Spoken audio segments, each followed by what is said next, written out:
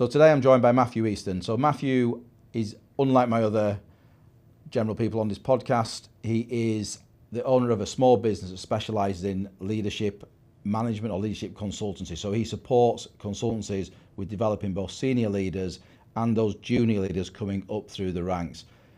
We have a good discussion about the function of HR, the function of L&D, when businesses should do and how they should go about employing additional support staff such as L&D and HR, about business owners needing to collectively sit around the room and all have the same plan and the same vision for it to work properly.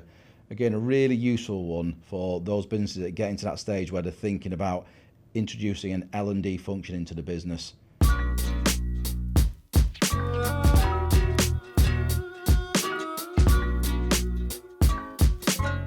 Well, welcome to another episode of Growing Consultancies, and I'm joined by an old friend of mine, Matthew Easton, we've done a number of things like this before with me and Matthew, but not like this, not the full setup. No, not in the full studio. No, it's quite nice to be here, yeah, and see you in the flesh for once. Yeah. Absolutely. So, Matthew, if you can just, so obviously the aim of this podcast and YouTube channel is to interview leaders and founders of construction consultancies.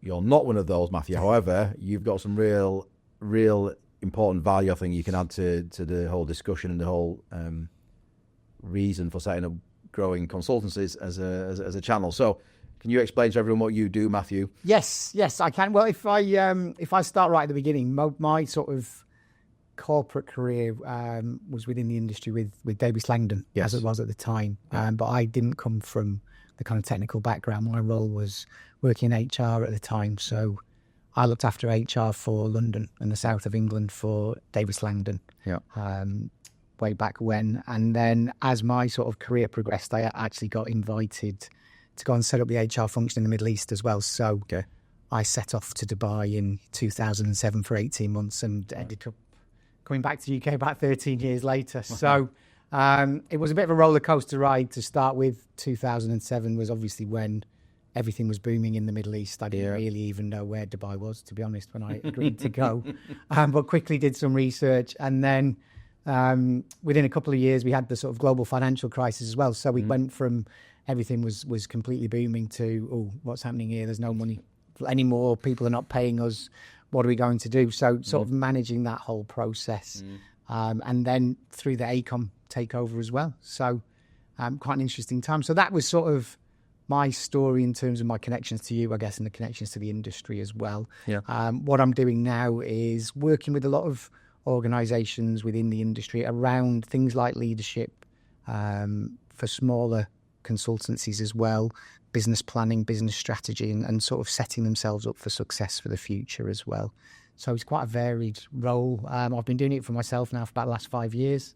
So far, so good. It was a bit of a gamble going it alone, especially because when I literally came back, the weekend I came back, we went into lockdown as well. So for the first good few months, I was wondering what I'd actually done, but people kind of were flexible enough to do things online as well. Sort of teams came to the fore as well. So it's just been a case of chipping away and keeping moving forward for the last 5 years or so. And here we are today.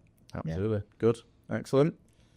And for the audience to understand, you're not only obviously busy doing what you're doing, but you're one of those mental people who choose to have more than 2 children. No, not 3, but yes, 4. That's right. Yes. So we came back from Dubai with 4 kids, and I think that's what was there no TV in Dubai? What was going on? So we came back with 4 kids in tow as well. So they were all born in Dubai. When the big question everybody asks, well, are they sort of UAE nationals? But no, you take your father's nationality there. So. Right. Okay. They're still under my sort of passport, British passport as well. Excellent. Yeah. How old are your kids now, Matt? Oh, eldest is 17. Yeah, eldest is 17 now. So we were at University of Liverpool last week having a look around, seeing where she's going to go to uni or not. My eldest is 17, so we've been tours with her. Yeah. So just weighing up cost-benefit analysis, I guess, of university and what that might lead her to and where she might end up. But she's thinking about maybe doing marketing or media, but I think that the unis we've been to are very much focused on like industrial placements and getting people ready for the world of work as well. So he's trying to pick a degree that's going to get you a job. I think at the end of it is the main thing. The nature of well, certainly the nature of me and you, and we sit down, we do this all the time, but the nature of these podcasts, I've usually got a kind of a bit of a running flow that I want to get through, but we're clearly going to jump into tangents here. So let's dive straight into that one, because that's a really interesting one. You've obviously, certainly in the HR function over your time at both Davis Langdon and then ACOM. Yeah. I've put a pin in that. I'm coming back to that as well. Yeah, It's an interesting discussion, which I think people will find interesting. But you've obviously seen a lot of people who've gone through, kind of academic qualifications and advanced on in life. It's also fair to say, though, right now that we're at a really interesting turning point in society, what with with tech and AI. And then layered onto that is just the sheer cost of university now. Yeah. Definitely. What is it, 9-10 grand a year per year for fees, and then, I'm sure you're finding with some of the places you've been to, that I'm just astounded at the eye-watering cost for like student accommodation. Yeah. Probably the same again on top, $7,500 to £10,000 on top. Yeah. So I'm intrigued as a kind of HR professional at heart, a leadership consultant at heart. What's your take? Is university the way to go now? What's your take? It's a good question. I think that's the discussion that's going on in our house regularly at the moment, in terms of you'll probably never get the opportunity to do it again. Yeah. But there may be a risk of being sort of saddled with a huge debt as well. I suppose I'd talk about my own experience, where, and probably yours as well, where it was free to go to university. You said to a lot of student loan and what have you. Yeah. But I sort of point to what I did. I did a business degree, so I did a sandwich year with an industrial placement, and I ended up moving to Canada off the back of that. So I kind of can give case studies of, you just never know who you're going to meet and what opportunities come about. So my boss at the time was in the process of emigrating to Canada, and he was like, "Oh, just come." And I was like, I don't know if you can just go to Canada at 21 or whatever. But I managed to get like a student work abroad visa for a year. Right. And he gave me a job for a year. So off I went for a year in Toronto. So amazing. You never know, I suppose, really. And that's sort of the other side of it, is do you take the chance and see what happens, and I'll miss out forever? Because I think it's the difference between going as a straight out of college or a year after, or being a mature student, will be a completely different experience as well. So I don't know the answer. I'll let you know in September when we've decided what she's going to do. I don't think we're going to be able to convince my daughter otherwise. I don't know where she's got it from. I'm not sure she got it from either parent. Maybe it skips generation, but she's super bright, and she wants to do a maths degree. Right. Okay. Yeah.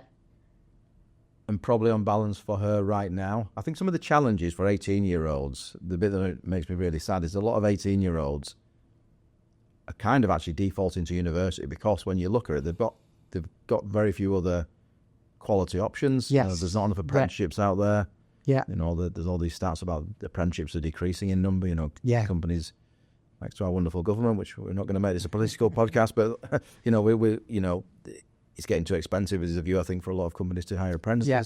So I think a lot of 18-year-olds, I think, are defaulting to uni, whether it's right or wrong for them, because I'm not sure they've got a lot of other choice. Yeah, and I think with degree apprenticeships as well, the competition for places is really high now as well, as you say, because there's the scarcity of options available. So yeah, it's interesting. It's always interesting times, isn't it? I'm sure we'll figure it out. Well, that's my hope anyway. Yeah. I would like to think I'm an optimist in life. I genuinely look, and the problem is, at the moment, we've been hit by so much information, aren't we? Yeah. With different people's views about how AI will affect things. Stefan, and none of you can see, but he's the brains behind the operation desk and making this work. Talking about Diary of a CEO and some of the interesting stuff that Stephen Bartlett has on, but some of his guests, like the guy called Mo Gao, who's like the ex Google X leader of which is all the experimental stuff that Google do, and I've seen him on a few things, and I think he speaks a lot of sense. And he's saying, look, we're all done for in a matter of years in terms of the workplace. It's like, oh my God, if he's correct. So there's a lot of really powerful minds out there who are trying to work out what the heck is going to happen to the workplace, to society, to everything.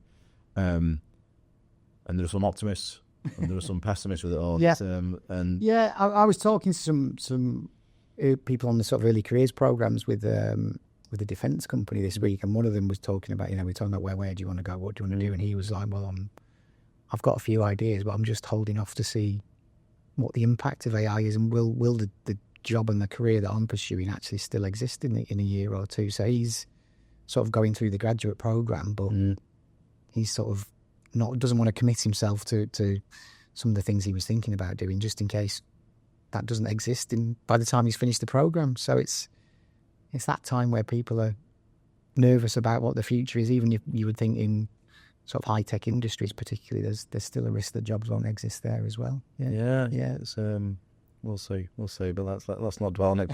I guess equally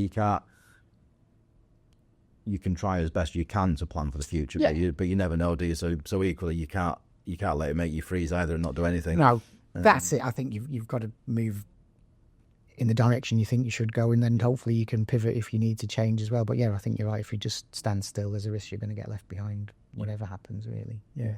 Absolutely. So let me go back to that pin I was saying about Davis Langdon and AECOM. And feel free to say what you do or don't want to say. Obviously, you've been out of it a long time, so hopefully you can speak freely. But what I would say is, obviously, I'm old. I mean, you're a similar kind of age. I was going to say, I default called you old. Me old. Apologise. Well, but certainly Davis Langdon, I would argue, probably at the time, was probably regarded, it's maybe controversial, but probably regarded as the best QS quantity surveying practice that existed at the time. Yeah, and then it was a big shock when AECOM came in and bought them. Yeah. And the bit that I will say, because you don't have to say it if you don't want to, but my view is, I look now certainly from a quantity surveying cost management background, and probably some people are going to be throwing knives at me for this, but certainly compared to where Davis Langdon was and the pinnacle they had there, arguably AECOM was a business of massive engineering consultancy. That changed. It became by default more corporate, just by the sheer volume and the size of it. I think probably even at that transition, AECOM was probably already the largest kind of built environment consultancy in the world, I would imagine, or if not one of top three. But for me personally, I was looking at certainly in terms of cost management, quantity surveying, they're nowhere near what they were when it was Davis Langdon now as a business in terms of and that's not even controversial, just arbitrarily looking at the numbers, just looking at the sheer number of QSs they employ now, the number has gone down. Yeah. We're obviously filming here in Manchester. Mm-hmm. I would guess at Davis Langdon at its peak, Manchester office will have been a heck of a size organisation just employing QSs. Yeah.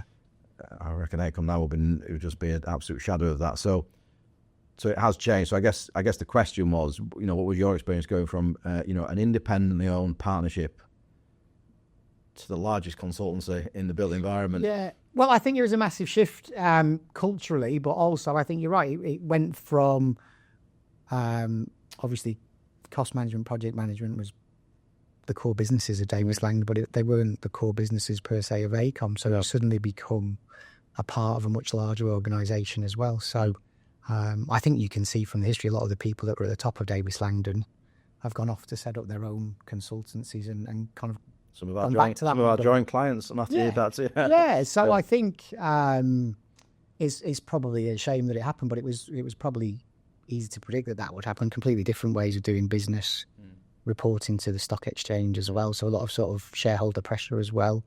So the change in operating model and the culture that was at play was completely at odds with what Davis Langdon had been built on as well. So absolutely. It wasn't for everybody. It wasn't really for me. I stuck around for a little while, but I ended up moving to Emirates Airline actually, which is a bit of a shift, but still working in HR and people and leadership as well. So it was a big shift. Yeah. And it wasn't for everybody. And I think people then make their own decisions, don't they? Are they going to hang around or are they going to try something new? Yeah.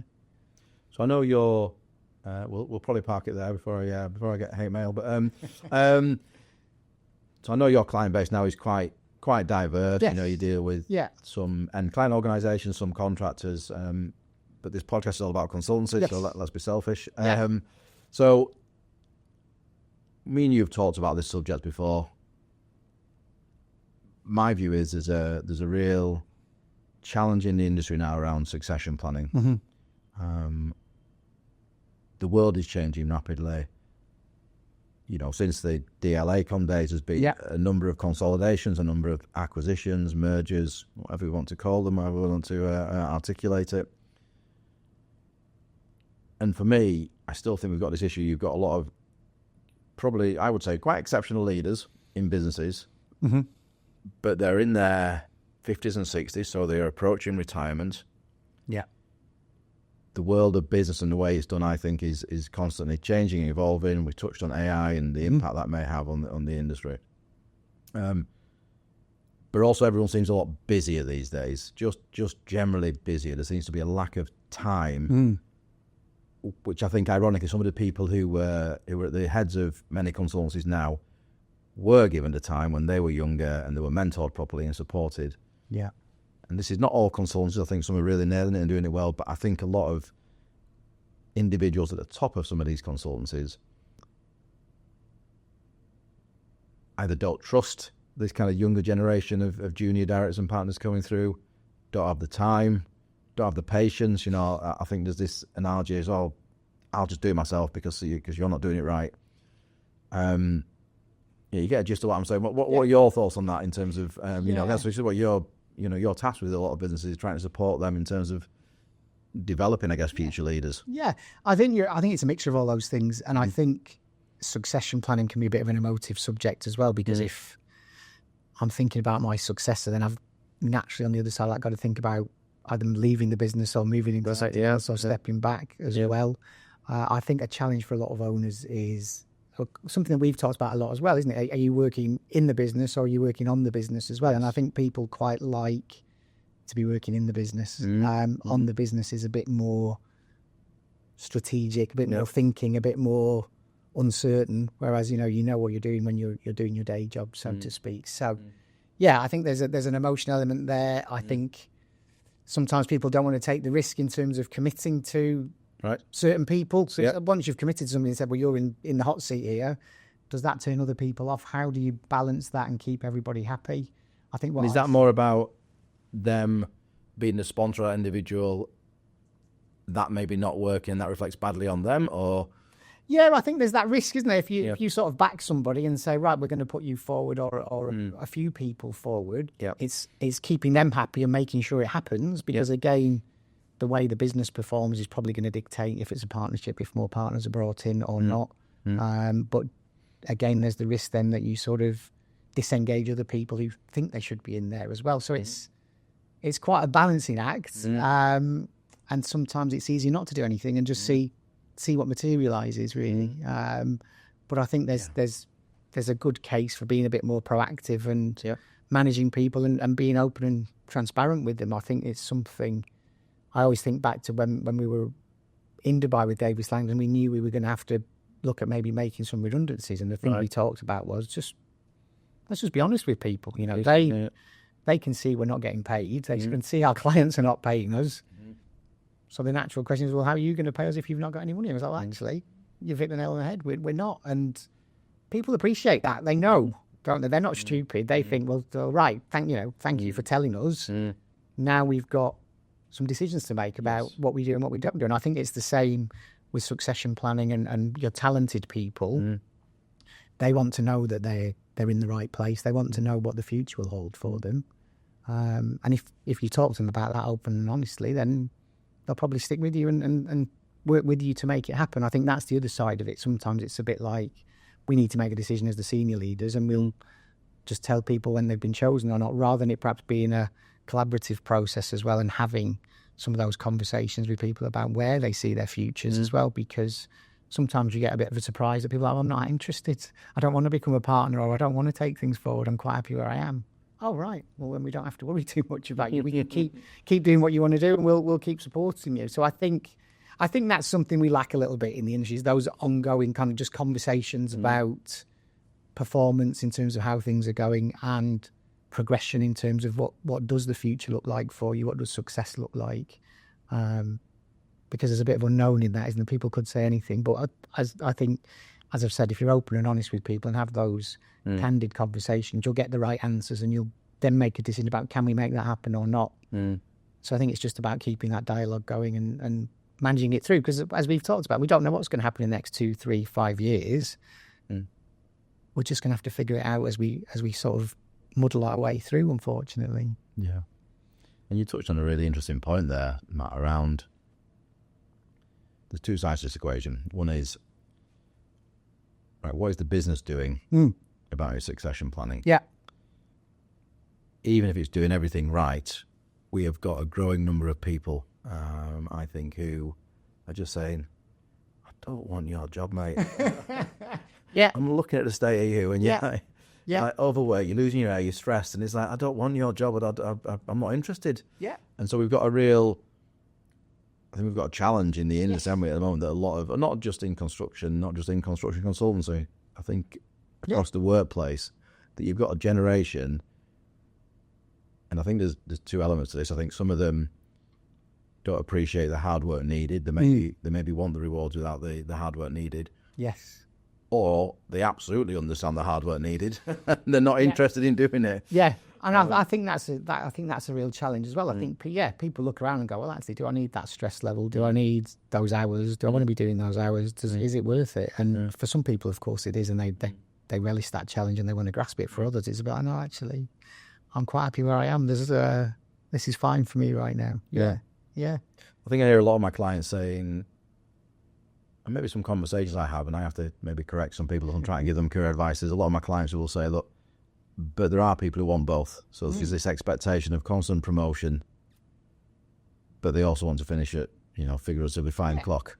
Yeah. It's like, well, you can't have both, because that's just not the reality of the way the world works. Yeah, and I think it's managing those expectations, isn't it, as well? And I think the other side of that, the challenge that we probably have, is we don't set people sort of reasonable expectations of what it takes. Right. And sometimes it's easier just to promote them, just to shut them up, really. But then, I know I've seen lots of your posts about people price themselves out of the next job or whatever it might be. But that's the real challenge, is sometimes I think people appreciate being told, look, this is where you are, this is the reality of it, this is what you need to do to get ahead. But caveat that with, again, economically, it's got to work as a the business model's got to work for us to promote people, because I think that's one of the things that I've talked to people a lot about, is do they understand the fees they need to generate to cover their own costs as well, the sort of commercial side of it. I think when you start to work for yourself, you understand that. When you're an employee, you just think, well, I can see other people earning more money than me, why am I not getting it? But often it's about, well, what are you bringing in? What value are you adding to the business as well? And it fascinates me, obviously. I recruit QSs, PMs, building surveyors and project controls. But let's concentrate on the QSs. Yeah. They're the numbers people. Yeah. And it's like, how do you not understand? So it's like, say you're building a project. Yes. You include all the costs of building this project. Exactly the same as you sat in that business. It's your salary, it's your employer national insurance that gets added onto the top of that. It's all the different licenses for software, etc. Yeah. It's the fact that you've got to take a share of this of the office costs. And some people maybe listening to this going, "Oh, that sounds really bloody flippant and a bit, a bit patronising." But I genuinely don't think some individuals just think through all the on costs beyond just their salary. Yeah. And as I say, I think it's completely different once you start working for yourself. You're like, oh, right, actually, it's, you can see now why people are a bit sort of wary about how much printing goes on and how much stationery gets bought and what gets wasted as well. Yeah. And I think the other side of it is how long it takes some people to deliver the work they're doing as well, because it's fillable hours, isn't it? The more hours you take, the more it costs. And if we've not billed for all those hours, we're just doing it for free. Well, there's the chestnut that I don't think the industry has cracked, has it? And I think, and you can sense why some, because it's just logical, isn't it? You might have Sue, who is a real workhorse and just churns out the work, but is very organised, pragmatic. She knows what she's got to do. And then you've got Bob, who just plods along at snail's pace, doesn't get anywhere near the amount of work Sue gets out of the door. And you can understand why Sue's looking and going, right, Bob's on the same money as me. What the hell is going on here? I'm definitely making the business more fees. Yeah. But I don't think the industry ever necessarily usually crack that nut. I think obviously talented people maybe get promoted faster, but I still think there's a big issue where the consultancy market has not cracked that nut about, well, how do we reward someone who's just got a lot higher output? Yeah, well, I suppose it's being clear on what you value as a business as well, isn't it? I think there's the outputs, but there's also probably the behaviours that go hand in hand with that as well, and striking a balance there about what kind of people do we want in our business and how should they be behaving. I think there's often the technical side of it's a bit of a given, isn't it? Really, if you're a qualified professional, you should be able to do what you're expected to do. But yeah, I think there's a big piece about measuring output and performance.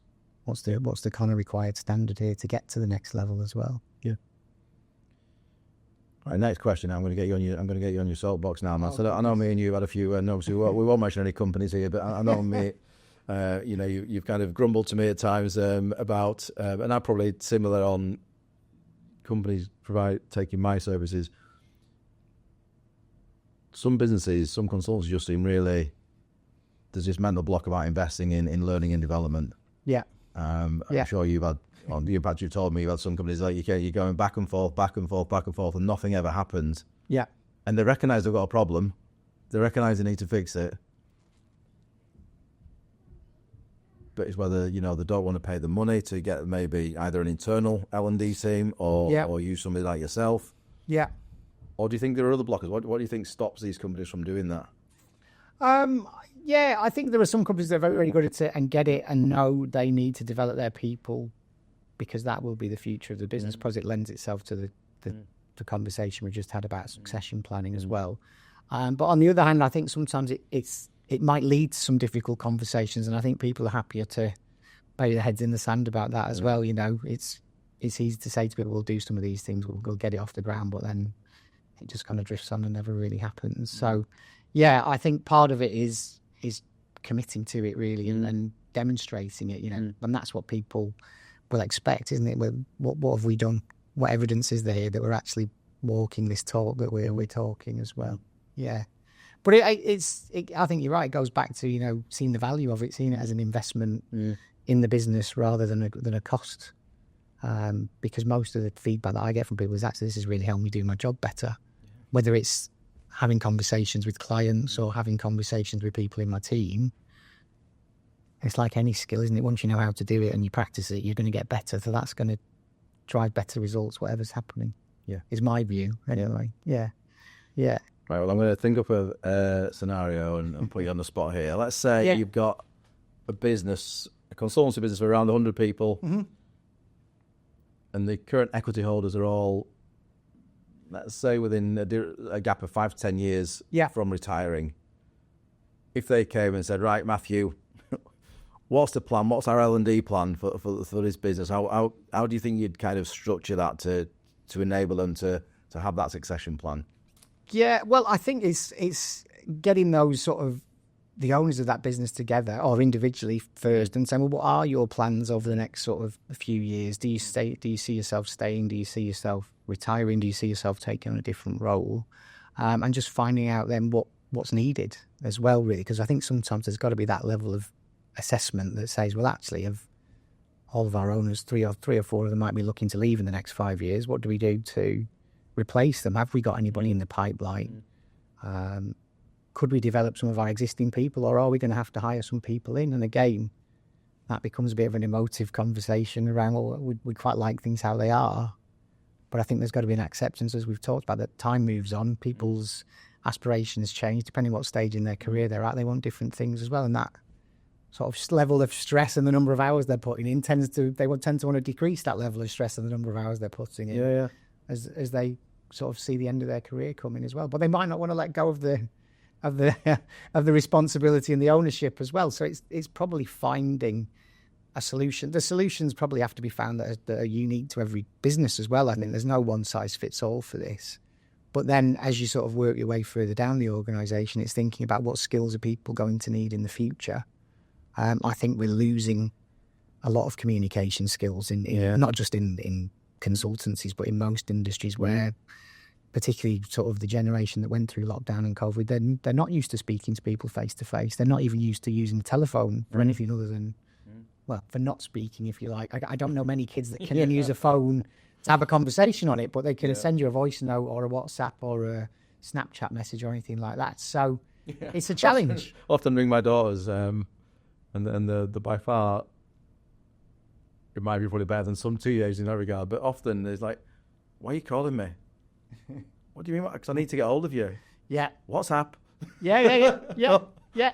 Why be quicker to call? It's like, A friend of mine, he's quite senior at the School of Architecture at Manchester University, and he's been setting his students some tests, if you like, some challenges just to get them ready for the world of work. And he set them this task and put it up on the screen. This is what you need to do, which was basically take this information, go and find somebody in the faculty and then interview them about it and get the information.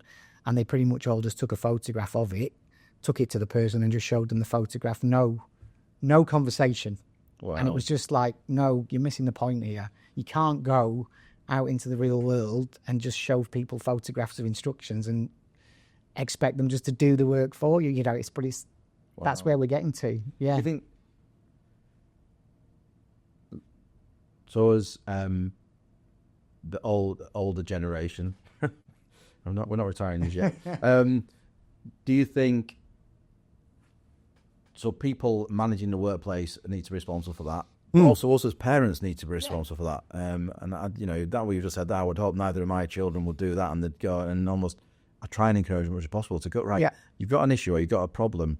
Go and seek that person out and have a conversation with them and try and see if you can resolve it and understand what you can do about it. Yeah. So my daughter has just randomly just changed driving instructors, and it's like, right, you need to message the driving instructor you're no longer going with and tell them. Yes. Well, what do I put? And I was probably happy to help her there, just think about right how to word it. But no, I'm not doing it for you. You're doing it. So you need to message them. Fair enough, not a phone call, but a driving instructor out on the road a lot, whatever. But you certainly need to message them and deliver the bad news and tell them, because that's part for you of growing up and learning. Yes. Yeah, it is. It is. I do a lot of work like that with people about difficult conversations, but often it's that thing, isn't it, of, your brain goes immediately to what's the worst possible outcome that's going to happen here. Yes. The next thing you know, the driving instructor is going to be at the front door with an axe or something like that, and it's like, probably not. So, tackle those things head on, because it won't be as bad as you fear it will be.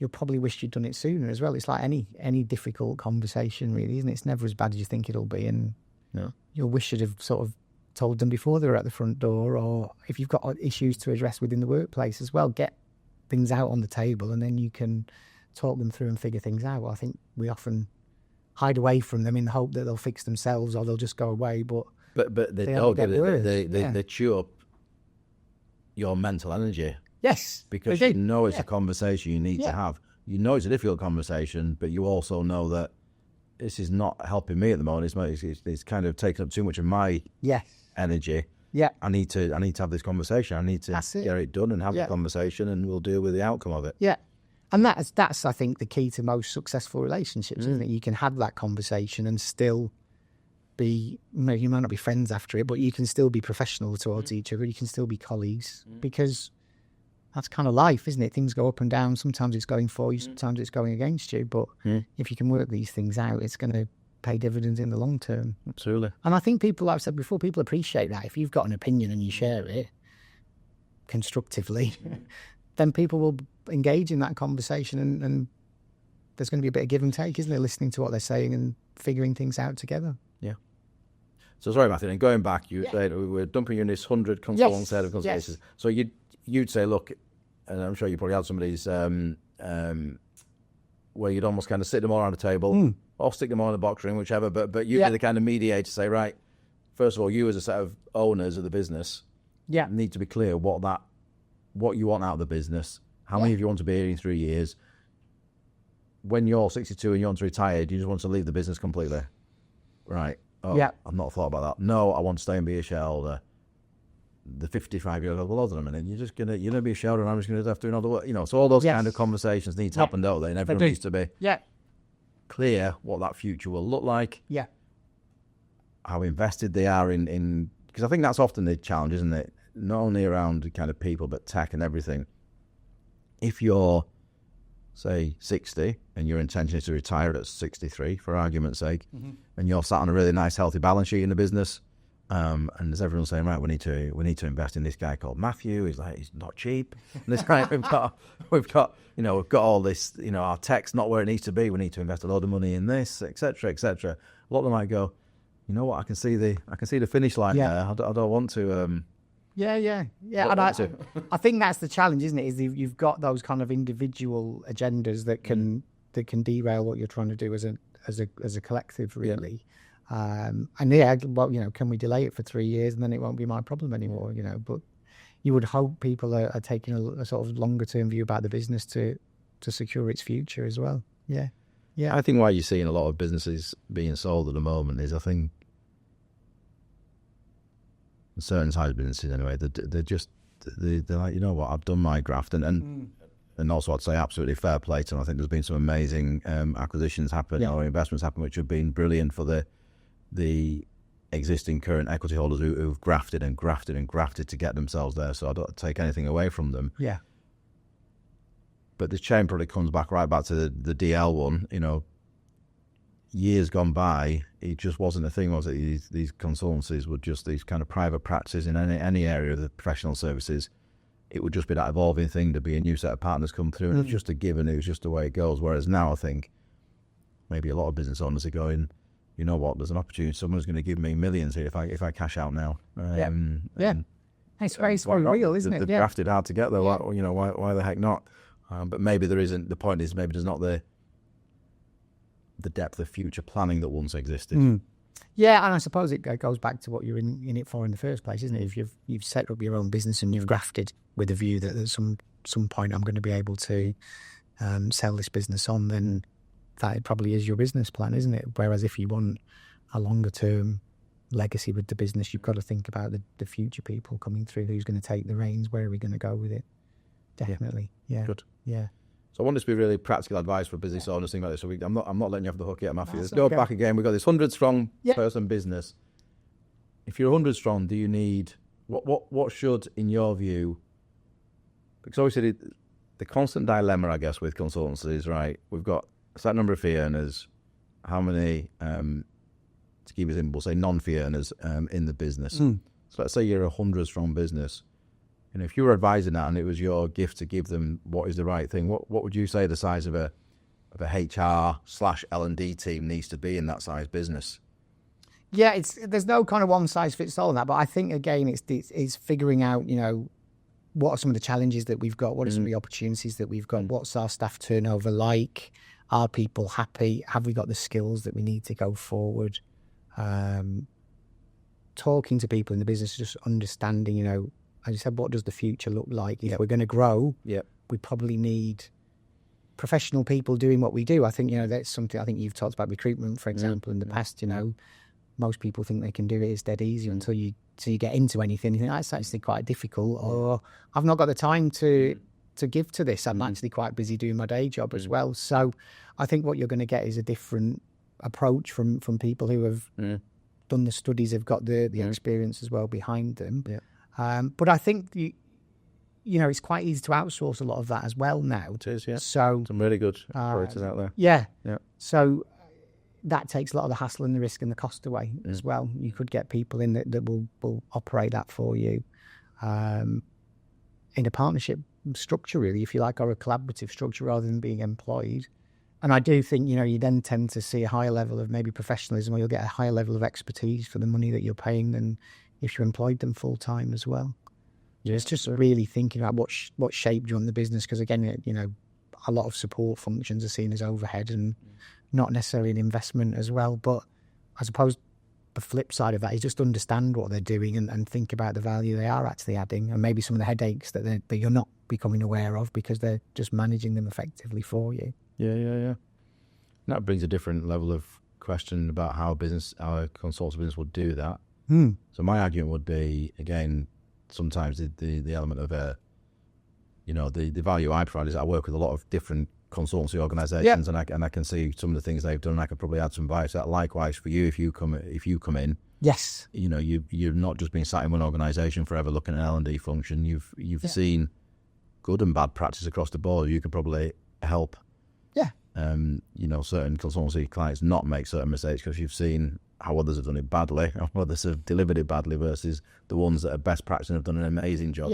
Yeah, I think and sometimes it's just really simple things that you think are really obvious. I'm doing some work tomorrow with it's a smaller consultancy, but talking to their sort of managing director about how he's doing things, how he sees the business, and the thing that kind of lit up for him was that he was like, actually, I don't really think that much about talking to my clients. We just kind of deliver for them. So we just talked about, well, actually, what's your role there? Are you in the business or are you working on the business? Because if you're really good at fronting up and managing relationships and building new client relationships, that's what you should be doing. You're still thinking about your hourly rate and your billable hours, but actually you adding more value by meeting these guys for a coffee and understanding, what are we doing well, where do we need to improve, so that you can develop your business that way.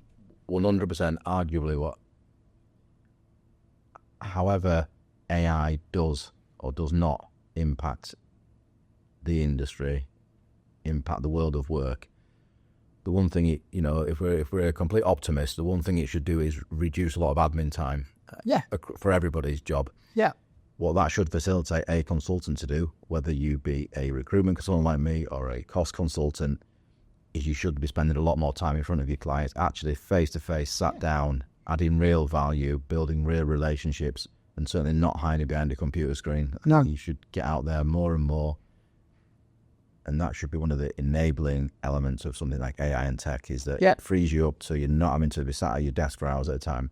You can get out there, whether it be meeting clients, whether it be getting out on site a lot more regularly and looking at what the project is doing and trying to iron out any kinks, any issues that are going on site.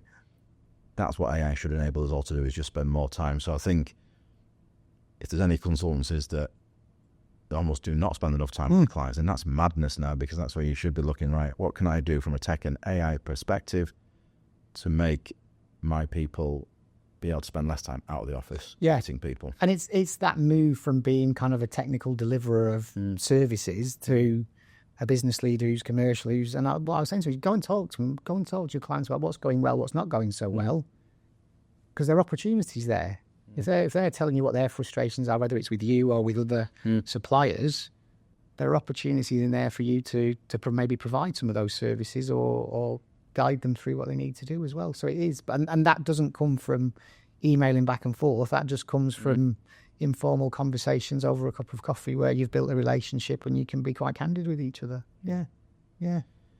So I appreciate you're not inside these businesses, Matt, and you won't necessarily have a view about what they should or should not be deploying. But from the consultants you do interact with, where do you think along the spectrum? And I know one of them definitely is a shared client who I know is absolutely on the case from a tech standpoint. But what's your general sense out there about consultants adjusting to the fact that the world is changing, AI, tech, etc.? What's your general sense out there? I think some are and some aren't. I think for some we've got to embrace it, we've got to invest in it, and we've got to make sure that we're well positioned when it starts. Because if you even look at like using Microsoft 365 now, you've got Copilot there, you've got AI coming into almost by stealth, because they give it you whether you want it or not, but it's there, and you can either use it or you can't use it. I think if you ignore it, you probably ignore it at your peril. It might not replace us all, but it's there to, like you said, to make us more efficient, to save us time.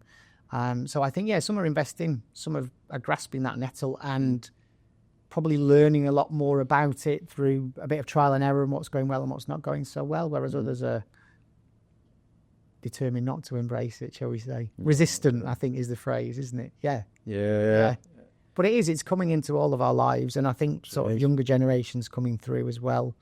They won't know any different by the time they get into the world of work or into senior positions as well. Yeah, they will be native to it. Well, they'll be part of their line. They'll look and think, right, you're doing it that way still? Okay, Grandad, move over. I'll show you how to do it quicker. And that is, I think technically we've still got, I put a post out the other day which absolutely lit up, which I didn't expect it to, on LinkedIn, about the 5 generations that they have in the workplace at the moment. And this is a challenge, because we've got to look at, I would suggest, kind of strategy, structures, HR policies, etc., that cover all that, and recognise the strengths So let's say some of the older generations, the strength is they've been there, they've done it, they're in a place in life where they probably want to mentor and support people more. Yeah. And can probably really support a lot of early talent into the industry in terms of being better and maybe how to navigate certain conversations. Coming back to the your example you gave there about a lack of willingness to engage people in conversation, they could probably nurture younger people to the value of this. Equally, a lot of younger people are just natively tech enabled. They just know what they're doing with it and can probably support that. So it's a case of everyone trying to help each other, I guess, in a business. Yeah, definitely. And I think that it's understanding the roles that different people play and appreciating those differences as well. You're kind of a product of the generation that you grew up in, aren't you? So there will be times where we get things wrong or we upset each other, but how do we then put things right or talk through those things and figure out what's the right way to do things and what is acceptable and what's not acceptable anymore as well. Yeah. But often that I've done some sessions on that where you get people around a table and say, well, let's talk about banter in the workplace, and immediately people are like, well, these things cross the line and these things don't. It's like, right, so how do we manage that? And if people are crossing the line, what do we need to do? What do we need to say? It's not often it's not done on purpose. But how do we address that informally before we have to get the sort of policies and procedures out to manage it formally as well? Yeah, I do think, which again is probably an unpopular view at the moment, I do think people love to be offended in life, and I think sometimes people are trying to actively offend you, and we need to just be careful to end up in a very sterile place from society and work. Yeah. In my personal view. But I think it's if you can create those ground rules and agree them between yourselves, then you can sort of hold each other accountable as well. If somebody goes too far, it's just a case of we've gone too far there, and that's fair enough. Yeah. But also, it shouldn't always be a big HR policy. I would say sometimes it's just the culture of the business, and you deal with it. And okay, if someone's been an absolute idiot, you can have a word and say you've been an absolute idiot. Yeah. If they do it a second or a third time, then it becomes right. Yeah. Now this is an issue because I told you not to do it. And obviously, I get there are layers to that as to if someone's been particularly, sexist, racist, homophobic, then absolutely there are lines that you cannot cross. However, there's also a different group of people who just want to be offended by absolutely everything. It's like, no, get lost. I think sometimes it's understanding where they're coming from, what is causing that offence, or what is causing people to say what they're saying as well. And, hopefully most times there's no intention there, but it's managing it in a grown-up way and constructively as well. Yeah, absolutely. Good. Matthew, I think that's been really good. I hope that's helped. Yeah, so, I've enjoyed it. Yeah. Quick, let me just kind of do a kind of quick upsell for you, Matthew. So if consultancy businesses are looking to look at that succession planning piece and support, maybe, I know a lot of what you do is, support the senior leadership, but also support that next group down, don't you? Yes. How to navigate moving into a leadership role. Yes, definitely. I think it's trying to help people at all levels of the business to move themselves forward and get to the next level, really. What are some of the skills they need to develop? What's the technical knowledge? But also growing their networks and the relationships as well, because they're going to need support, maybe a bit of mentoring as well, or whatever it is to move things forward. I think it's easy to think you're going to do all this by yourself, but if you ask any successful person, they've got a network of people that have helped them to get to where they need to be. Absolutely. So it's tapping into that. And I think sharing things with people that I wish I'd known a bit earlier in my career as well. Because it's not that obvious when you don't know, is it? But as soon as you find out, all right, that's what you do, you can take the steps to make it happen. Definitely. Yeah. Good, excellent. Right, so we always finish with the same last question. All right, okay. On this, which is, and it could be more than one person here, it doesn't have to necessarily be a boss. I keep on getting told off using the word boss, but who's been the most inspirational and motivational person for you in your career that you think, they really helped me in my career? In terms of becoming better at what I do or who I am? Yeah, I think one of my first bosses at Davis Langdon, a lady called Terry Pettifer-Eagles, always sticks with me. I do exercise with people that think about the best boss you've ever had. And I think for her, things that sort of stuck with me were things like, we're in this situation. It's not ideal, but we are where we are. Yep. What are we going to do about it? And giving me that opportunity to think, oh, God, I don't know, but I'll go and figure it out. And I think sometimes you just need people to trust you and believe in you and empower you a little bit to do what you need to do. And with her support, lots of things went well for me at Davis Langdon, so I'll always be grateful for that. Yeah. Nice, good, excellent. Thank you for your time. I don't know how many podcast meetings you've done, but as we said before, never one like this. No, a proper one. No, comfy chairs and everything. Yeah, absolutely. Yeah. No, thank you for coming on board. Great. Thank you, Paul. Cheers.